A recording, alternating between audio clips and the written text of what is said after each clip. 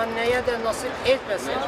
Biz Kadim Aşiretler Federasyonu Genel Başkanı olarak bütün federasyon üst kurulumla beraber takriben 20 ile yakın aşiret ağasını temsilen buraya getirdik ve sizi destekliyoruz. Allah razı olsun. Allah razı olsun.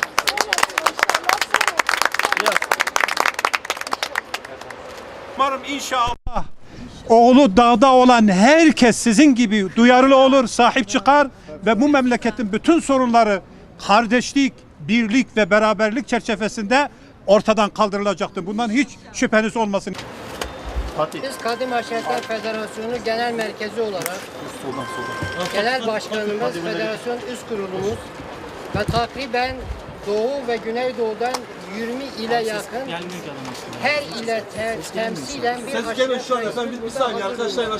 Bugün burada bulunmamızın sebebi buradaki annelerimizin acısını paylaşmaktır. Allah hiçbir anneye evlat acısı vermesin. Amin. Bundan zor bir şey yoktur. Bu anneler Türkiye'deki bütün anneleri temsil ediyor. Ve ümit ediyorum ki herkes insafa gelir ve bu annelerin evlatlarına kavuşmalarına yardımcı olur. Bu vesileyle ama şunu eklemek istiyorum. Gezi Parkı, Kaz Dağları, İzmir'deki orman yangını gibi meselelerde insanları toplayarak yürüyüşe geçenler ve de halkın gözünde sözde insan hak ve özgürlüklerini koruduklarını belirten şahıslara soruyorum. Yüreği ve hayatı yanan bu genç neslin ve ailelerin gözünde yanan bir ağaç kadar sizin yanınızda değeri yok mudur? Sizler neredesiniz? Anneler kutsaldır. Annelerin yapamayacakları evlatları için hiçbir şey yoktur. Annelerin sesini dinlemeyen hiçbir toplumda muvaffak olamamıştır. Onun için buradaki bütün annelere kutluyoruz.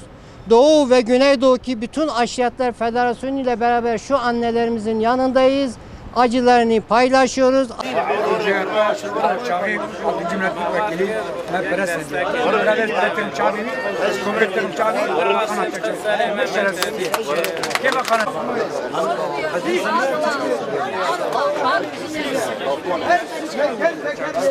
Dillerinin hangisinin çocuğu dağda?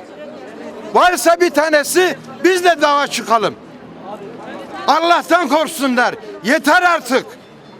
Bu memlekette gezi olayları oldu. Kaç? Dağda 24 sene dağda. Allah kurtarsın. Diyecek. Allah hak etsin. Allah sabırlar versin. İşte bunlara taviz vermeyeceğiz.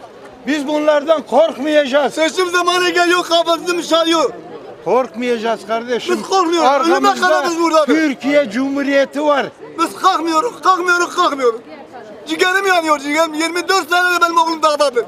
Çıkarın ya cenazesi, ya fotoğrafı ya telefonu. Kendileri sırtta köşte yaşıyor.